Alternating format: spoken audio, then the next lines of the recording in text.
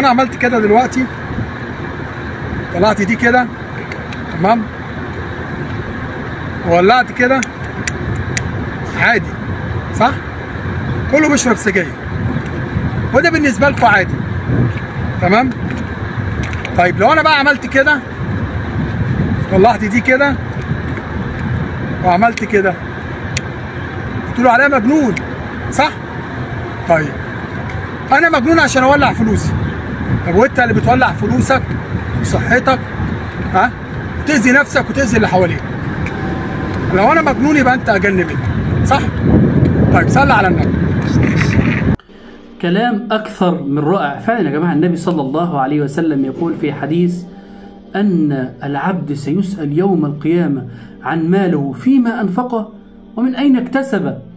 يا حبيب قلبي اللي بتجيب السجاير وبتجيب علبة السجاير، واللي في ناس يا جماعة بتجيب علبة واثنين وثلاثة وعشرة في اليوم، مالك ده يا حبيبي اللي ربنا رزقك بيه؟ هتتسأل عنه يوم القيامة. انت جبت المال ده منين وأنفقته فين؟ هتيجي يوم القيامة تقول له يا رب أنا أنفقت المال بتاعي في التدخين، كنت بدمر نفسي، كنت بدمر صحتي، كنت بأذي نفسي. فمالك ده يا حبيبي هتتسأل عنه يوم القيامة. مالك ده هتتسأل عنه يوم القيامة. أولادك وأهل بيتك وزوجتك وابوك وامك اولى بالفلوس اللي انت بتصرفها دي، وبتضيع 50 و100 جنيه و150 جنيه في اليوم على التدخين يا حبيب قلبي. بتدمر صحتك وبتدمر نفسك، بتدمر صحتك وبتدمر نفسك يا حبيب قلبي. يبقى مالك ده هتتسأل عنه يوم القيامة. فأعد بقى يا اللي بتشرب سجاير وبتصرف فلوسك في الحرام او بتجيب فلوسك من الحرام، شوف بقى السؤال ده هتقول ايه لربنا يوم القيامة.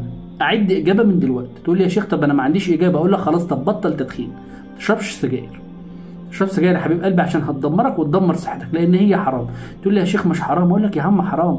الله عز وجل يا جماعه قال في سوره الاعراف، الله عز وجل قال يحل لهم الطيبات ويحرم عليهم الخبائث.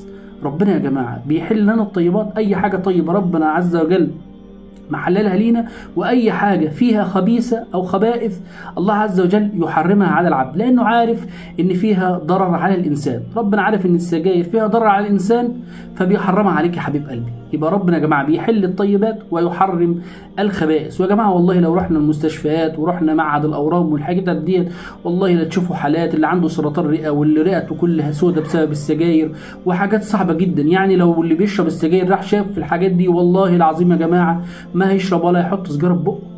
فكل يا جماعة يعني رسالة لكل من يدخن، الناس اللي بتدخن، توبوا لله عز وجل وتقدر تبطل التدخين. ما تقوليش أنا مش هقدر، أقول لك لا، ناس كتير جدا عزمت وتابت إلى الله عز وجل وبطل. بس ما تقوليش أنا هبطل بالتدريج. يا جماعة المعصية ما فيهاش تدريج. المعصية أنا دلوقتي هبطل تدخين يبقى هبطل مرة واحدة. أنا دلوقتي يا رب خلاص انا هبطل تدخين، مش هحط سجاره في بقي فعلا. ولو انت صادق ربنا عز وجل هيكون صادق معاك وباذن الله هتبطل تدخين. يا ريت يا جماعه كل يعمل مشاركه الفيديو ده، لعل الله عز وجل واحد يشوف الفيديو ربنا يصلح حاله وما يجيبش سجاير تاني ويبطل تدخين. جزاكم الله كل خير، والسلام عليكم ورحمه الله وبركاته.